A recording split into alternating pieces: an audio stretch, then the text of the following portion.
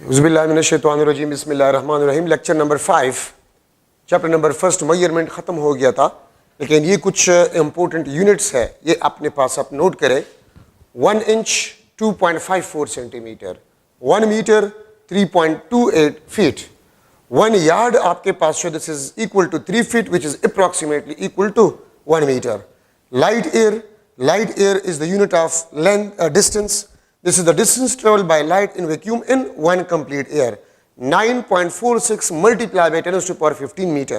या 9.46 पेटामीटर भी इसको हम कहते हैं. 1 माइल 1.609 किलोमीटर या 1609 metre. Angstrom 10 to the power minus 10 metre. Micron 10 to the power minus 6 metre.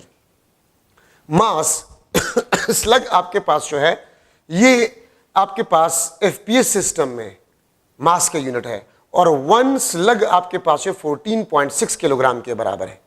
1 AMU atomic mass unit, 1 unit 1.6 multiply by 10 to power minus 27 kilogram. 1 ton 907.2 kilogram. 1 metric ton 1000 kilogram. 1 pound mass 0.4536 kilogram. Pound mass 0.4536 kilogram. 1 newton 1 kilogram metre per second square. 1 dyne 1 gram centimetre per second square. 1 newton 10 to the power 5 dynes. 1 pound force, ठीक है, यहां पर pound मास है, यहां पर pound force है. 1 lube LUOB lube या LB 4.45 Newton के बराबर है. तो ये आपके पास कुछ इंपॉर्टेंट यूनिट्स है, ठीक है. अब अगर मैं एनर्जी के कुछ इंपॉर्टेंट यूनिट्स लिख लो. Energy 1 joule 1 kilogram metre square per second square, ठीक है. और 1 अर्ग ERG 1 अर्ग किस चीज के बराबर होगा? This is equal to 1 gram centimetre square per second square. और मैं लिख सकता हूं कि 1 जॉल आपके पास जो है, this is equal to 10 to the power 7 अर्ग्स.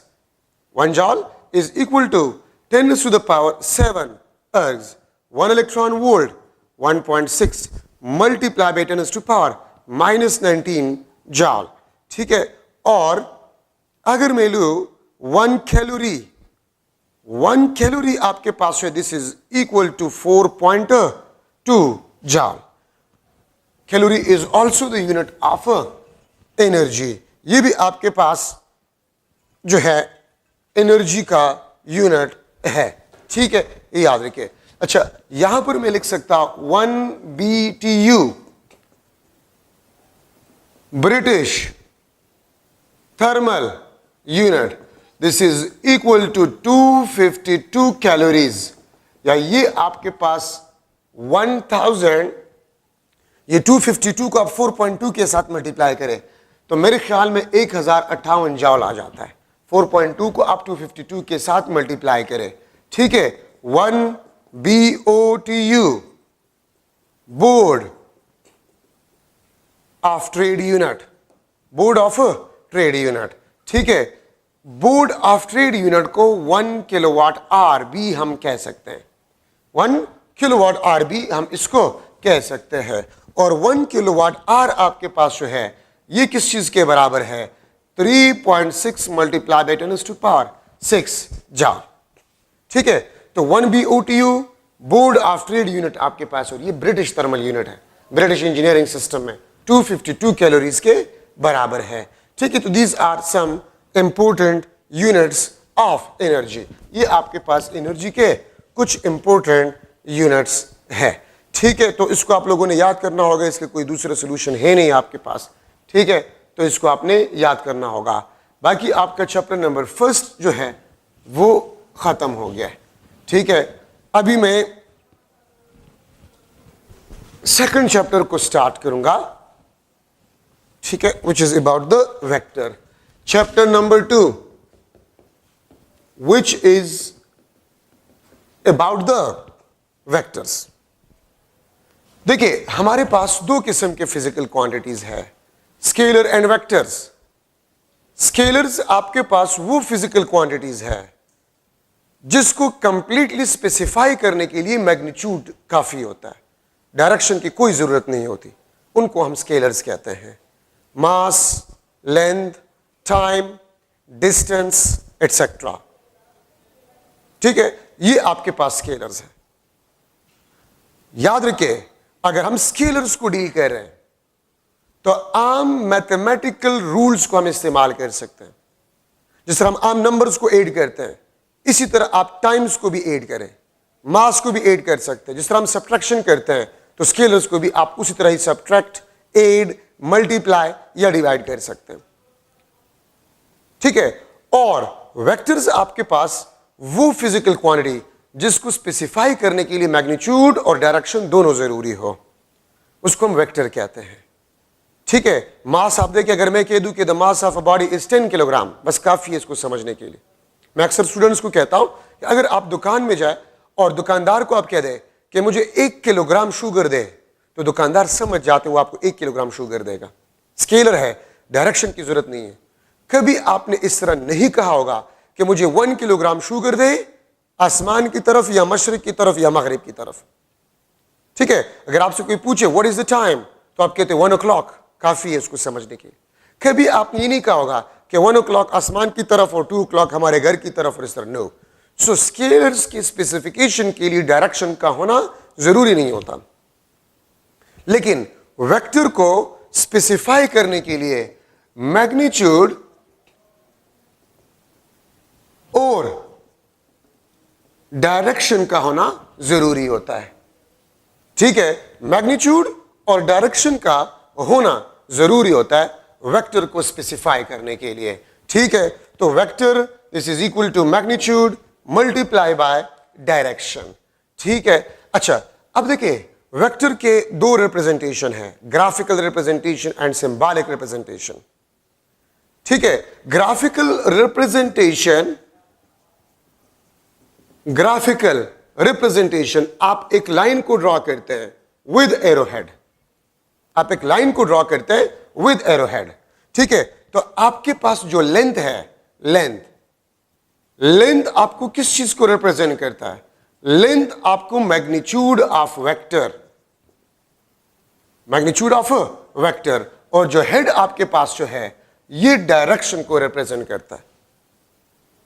ठीक है, तो ग्राफिकली आप वेक्टर को इस तरीके से ड्रॉ कर सकते हैं। सिंबॉलिकली अगर मैं लिख लूं ए वेक्टर, ये आपके पास ए वेक्टर, ये आप बोल्ड फेस लेटर में लिख लें।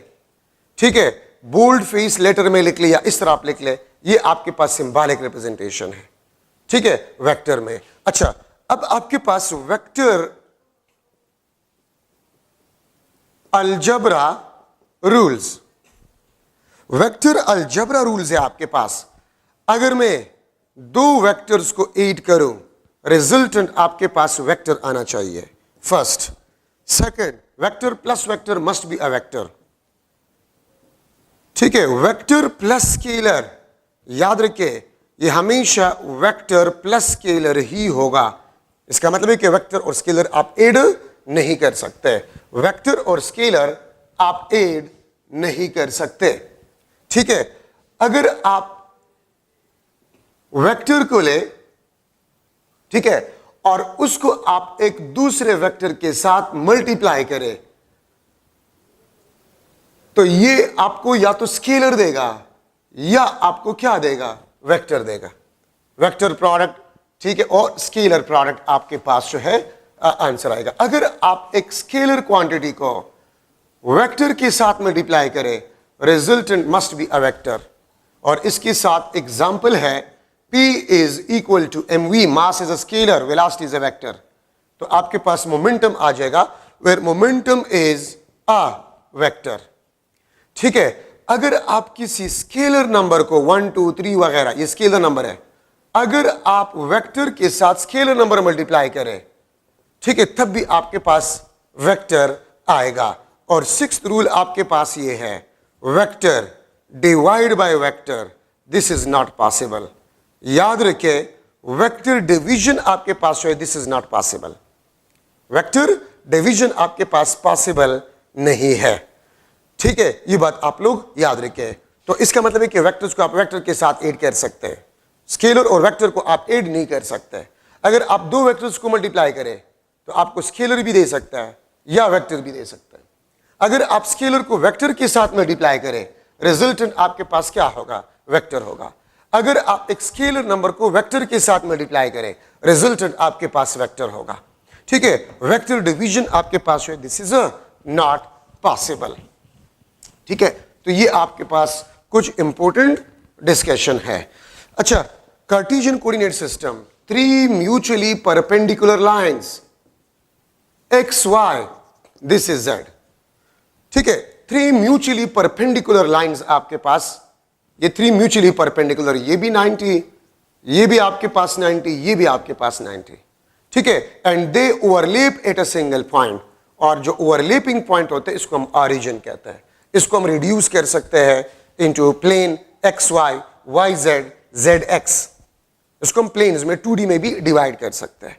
ठीक है, और याद रखें, अगर मैं एक्स वाई 2 जो है डायमेंशन सिस्टम लूं और मैं एक वेक्टर को अगर बना रहा हूं, ठीक है, तो ये आपके पास ए वेक्टर, दिस इज थीटा। ठीक है, ये थीटा आपको डायरेक्शन ऑफ वेक्टर के बारे में बताता है। थीटा आपको डायरेक्शन ऑफ वेक्टर के बारे में बताता है। ठीक है, और ऑरिजिन से हम इसको ड्रॉ करते हैं। सो कार्टेशियन कोऑर्डिनेट सिस्टम में आपके पास थीटा जो है वो आपको डायरेक्शन ऑफ वेक्टर के बारे में बताता है। ठीक है, अच्छा, अब आपके पास है कुछ इंपॉर्टेंट, सम इंपॉर्टेंट वेक्टर्स, कुछ important vectors. Number first, parallel vectors. Parallel vectors, वो वेक्टर्स जिनका डायरेक्शन आपके पास सेम हो। दिस इज ए वेक्टर, ये आपके पास बी वेक्टर है। ठीक है, this is A vector and this is B vector. ठीक है, तो आप अगर देखें, अगर दो वेक्टर्स का डायरेक्शन आपके पास सेम हो तो थीटा आप देख सकते हैं, थीटा आपके पास 0 डिग्री होगा। डायरेक्शन इज सेम, इसका मतलब यह है कि the angle between the two vector is 0। याद रखिए, पैरेलल वेक्टर में हम मैग्नीट्यूड और स्टार्टिंग पोजीशन को नहीं देखते, हम सिर्फ सेम डायरेक्शन को देखते हैं। मैग्नीट्यूड अगर सेम हो या सेम ना हो, स्टार्टिंग पोजीशन अगर सेम हो या ना हो, but if the only direction is same, तो फिर इसको हम पैरेलल वेक्टर्स कहते हैं।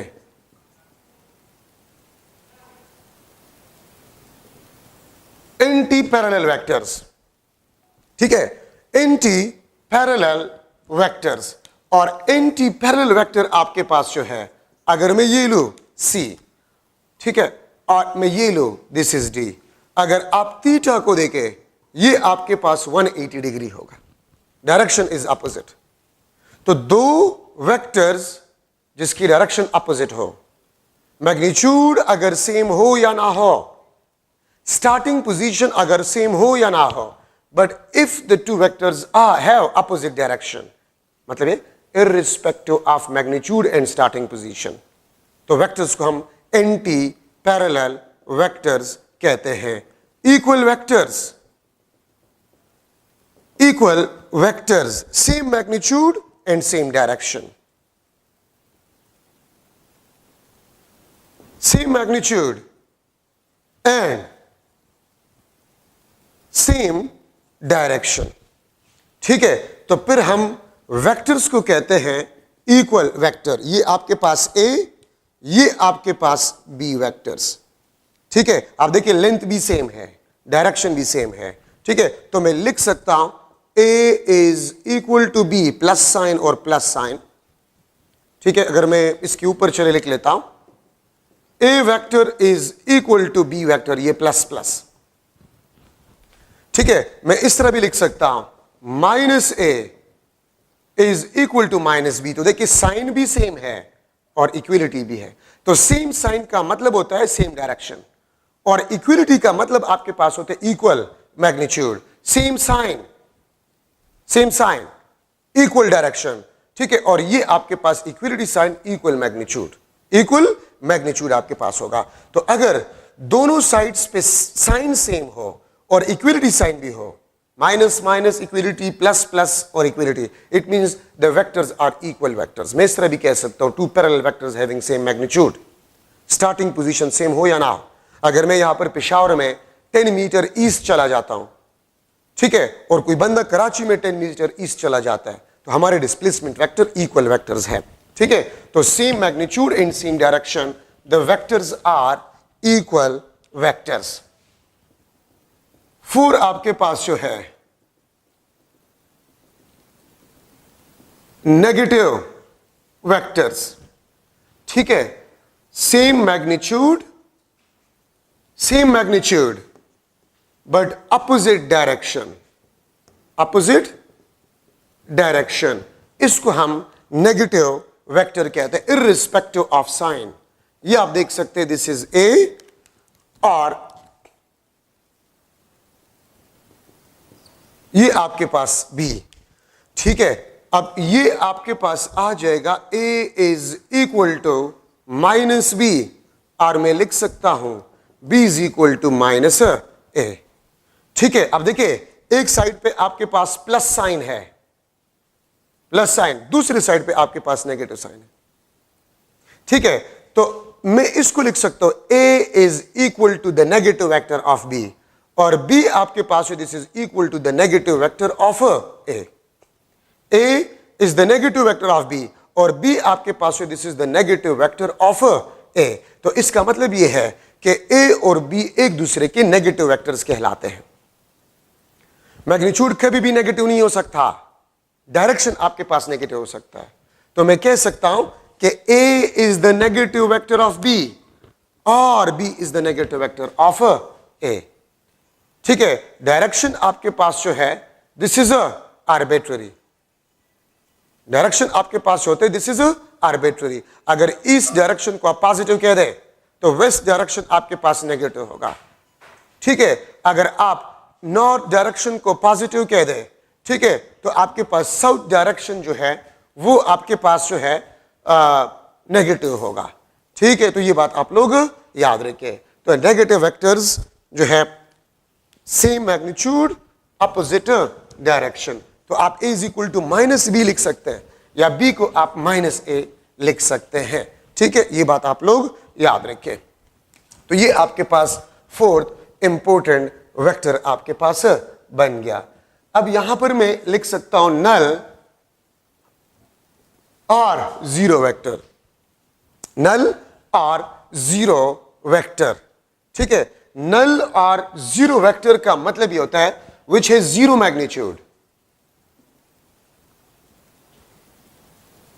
which is zero magnitude and arbitrary direction, which is zero magnitude and arbitrary direction, इसको बेसिकली हम नल या जीरो वेक्टर कहते हैं। तो ये आपके पास सिंबॉलिक रिप्रेजेंटेशन है, ये आपके पास क्या है, सिंबॉलिक रिप्रेजेंटेशन है, ठीक है। और इसका ये सिंबॉलिक रिप्रेजेंटेशन है, और अगर आप डॉट से इसको डिनोट करें, ये आपके पास ग्राफिकल रिप्रेजेंटेशन है, डॉट, ठीक है। और डॉट ओरिजिन से लिया गया है, तो डॉट आपके पास ग्राफिकल रिप्रेजेंटेशन है, ठीक है।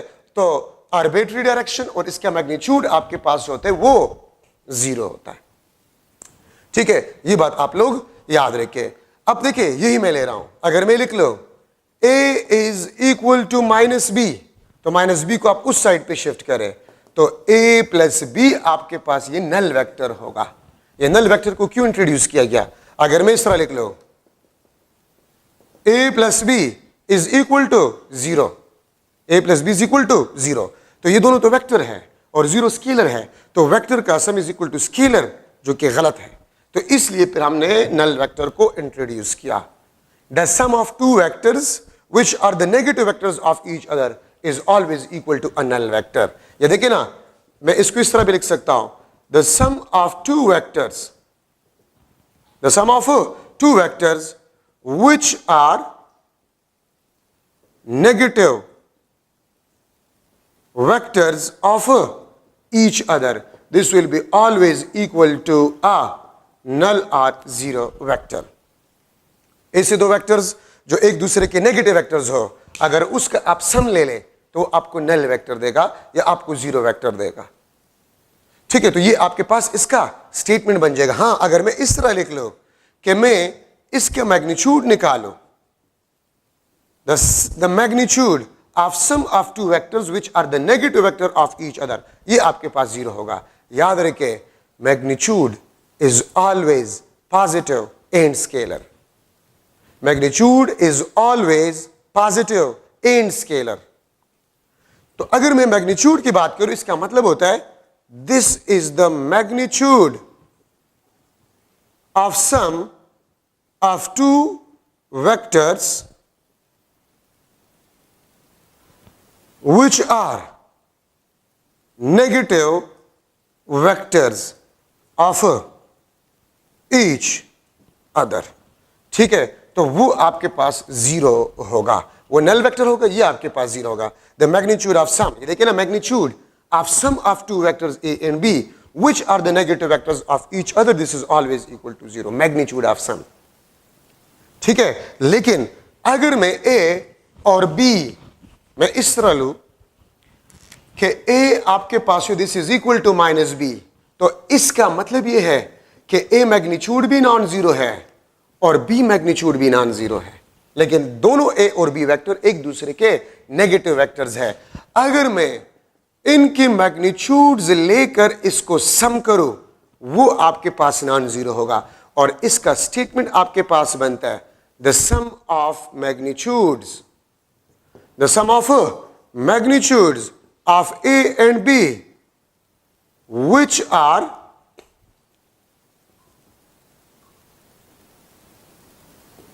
negative vectors of each other।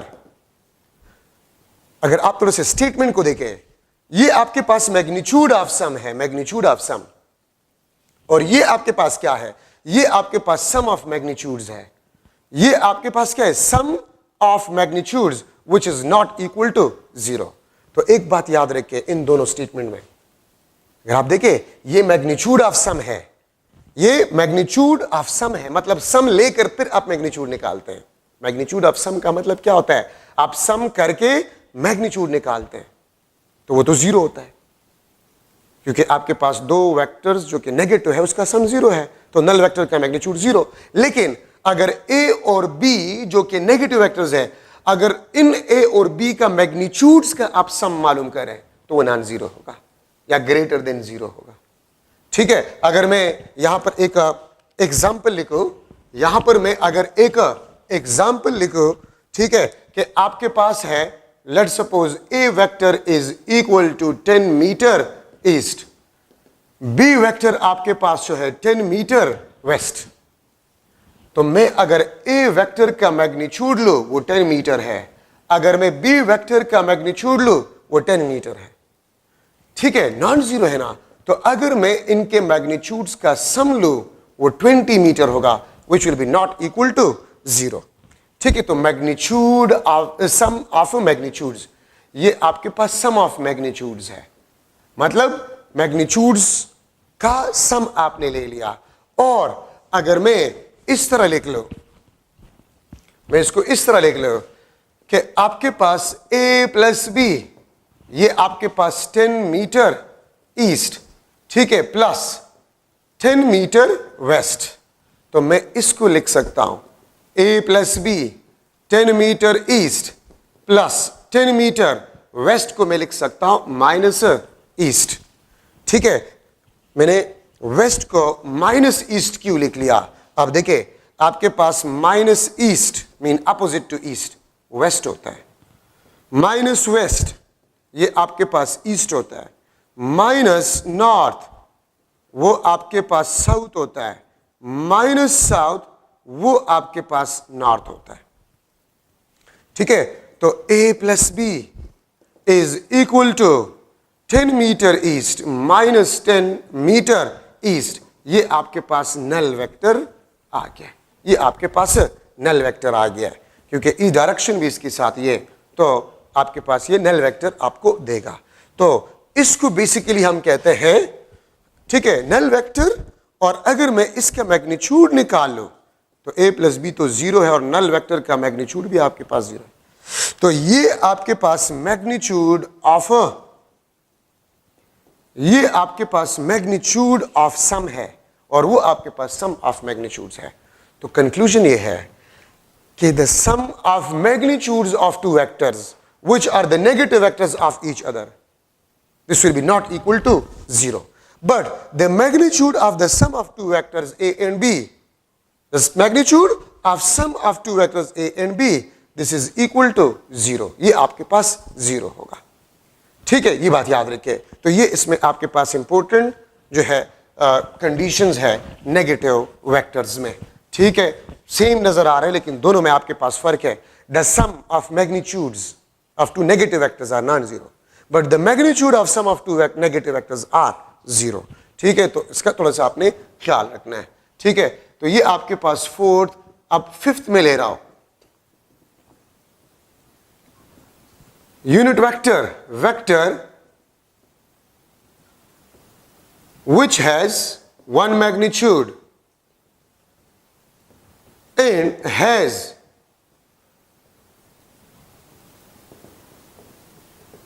specific direction। ठीक है, इसको बेसिकली हम यूनिट वेक्टर कहते हैं। वो वेक्टर जिसका वन मैग्नीट्यूड हो और वो आपको स्पेसिफिक डायरेक्शन बता रहा है, उसको हम यूनिट वेक्टर कहते हैं। इसमें एक इंपॉर्टेंट पॉइंट आपके पास, unit vector has a no unit, इसका कोई यूनिट नहीं होता। ठीक है, और सिंबॉलिकली हम इसको किस तरह रिप्रेजेंट करते हैं, वेक्टर उसके ऊपर केप, बी वेक्टर उसके ऊपर केप, ठीक है, सी वेक्टर इसके ऊपर केप। ये आपके पास सिंबॉलिक रिप्रेजेंटेशन है। ये आपके पास क्या है, सिंबॉलिक रिप्रेजेंटेशन है। A unit vector, B unit vector, C unit vector, ये केप बेसिकली यूनिट वेक्टर को रिप्रेजेंट करता है। अच्छा, अब इसका फॉर्मूला आपके पास भी ये है, मैं इस तरह भी लिख सकता हूं, यूनिट वेक्टर,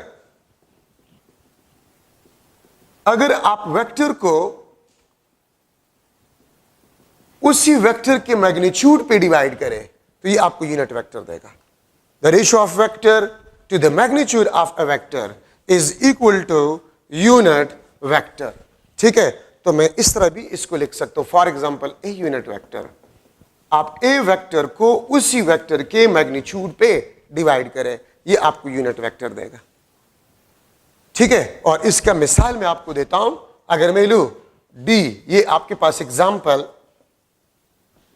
ये आपके पास एग्जाम्पल ए वेक्टर या डिस्प्लेसमेंट में ले लेता हूं, बस डिस्प्लेसमेंट आपके पास 10 मीटर ईस्ट। ठीक है, अगर मैं यूनिट वेक्टर मालूम करूं 10 metre east divide by 10 metre, magnitude 10 metre है, तो ये आपके पास कैंसल। डी यूनिट वेक्टर आपके पास जो है वो ईस्ट को रिप्रेजेंट कर रहा है। अब यहां पर आप लोग देखें, इसका मैग्नीट्यूड आपके पास 1, मैग्नीट्यूड 1, और ये स्पेसिफिक डायरेक्शन को शो करता है। तो देखिए, ये आपके पास डिस्प्लेसमेंट वेक्टर है, इसका मैग्नीट्यूड 1 और स्पेसिफिक डायरेक्शन। तो देखिए, यूनिट वेक्टर का फॉर्मूला है the ratio of vector to the magnitude of a same vector. ठीक है, ये आपको यूनिट वेक्टर देता है, जो कि एग्जांपल आपके सामने है। ठीक है, तो अब आपको पता है, अगर मैं 3D में लिख लूं, a is equal to axi plus ayj plus azk, this is the vector in 3D। i आपको पता है ये x एक्सिस को रिप्रेजेंट करता है, j यूनिट वेक्टर ये y एक्सिस को रिप्रेजेंट करता है, k यूनिट वेक्टर ये z एक्सिस को रिप्रेजेंट करता है। axi plus ayj plus azk, अगर मैं यूनिट वेक्टर लूं तो axi plus ayj plus azk, ठीक है, divide by magnitude a। Magnitude का फॉर्मूला उम्मीद है आप लोगों को आता होगा, ax square plus ay square plus az square under the root. ये आपके पास फॉर्मूला है यूनिट वेक्टर का। ठीक है, ये आपके पास vector and this the magnitude of a vector. ठीक है, मैग्नीट्यूड ऑफ वेक्टर का फॉर्मूला आपके पास ये होता है, ये मैग्नीट्यूड या a, ठीक है, और इसको मैं लिख सकता हूं under the root of ax square plus ay square plus az square under the root. The square root of sum, the square root of sum of square of the magnitude of the components of a vector. The square root of sum of square of component of a vector is equal to the magnitude of a vector. And the ratio of vector to the magnitude of a vector is equal to a unit vector or direction of a vector. ठीक है, ये magnitude. और अगर मैं लिख लूं direction of vector, direction of vector this is equal to vector divide by magnitude, vector divide by magnitude, ये आपको डायरेक्शन ऑफ वेक्टर देगा. तो ये जहन में बिठा दें, अगर आप वेक्टर का रेशियो ले लें उसी वेक्टर के मैग्नीट्यूड के साथ, वो आपको उस वेक्टर का डायरेक्शन देगा.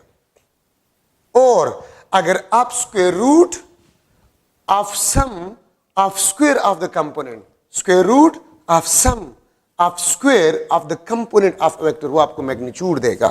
तो vector divide by magnitude of vector, ये आपको यूनिट वेक्टर देगा. अब अगर मैं आपसे क्वेश्चन करूं, ठीक है, अगर एक एमसीक्यू में लिख लो the unit vector of vector 2i plus j plus k will be dash. ठीक है, तो ए ऑप्शन में लिख लेता हूं i plus j plus k, B option 2i divided by under root 6 plus j divided by under root 6 plus k unit vector divided by under root 6, C option आपके पास जो है that is 2i plus j plus k divided by 6, और D option आपके पास जो है that is i j k. तो आप ये बताएं कि आपके पास यूनिट वेक्टर गिवन वेक्टर का क्या होगा. तो सबसे पहले तो इसका मैग्नीट्यूड मालूम करें, सबसे पहले इसका मैग्नीट्यूड मालूम करें. 2 square plus 1 square plus 1 square under the root, ये आपको अंडर द रूट ऑफ 6 देगा. ये आपको क्या देगा? अंडर द रूट ऑफ 6 ये आपको देगा. तो देखिए आप लोग, अंडर द रूट ऑफ 6 किस में है?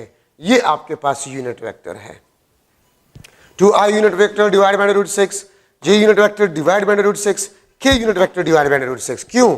क्योंकि मैं इसको इस तरह भी लिख सकता हूं, axi divide by magnitude of a plus ayj divide by magnitude of a plus azk divide by magnitude of a. इसको बेसिकली हम यूनिट वेक्टर कहते हैं. तो अगर आप किसी वेक्टर को उस वेक्टर के मैग्नीट्यूड पे डिवाइड करें, वो आपको यूनिट वेक्टर देगा. ठीक है, अगर आप इंडिविजुअल, मतलब मेरे कहने का ये है, इसको मैं इस तरह भी लिख सकता हूं, इसको मैं इस तरह भी लिख सकता हूं. ठीक है, axi divide by under the root of ax square plus ay square plus az square, ayj divide by under the root of ax square plus ay square plus az square plus azk.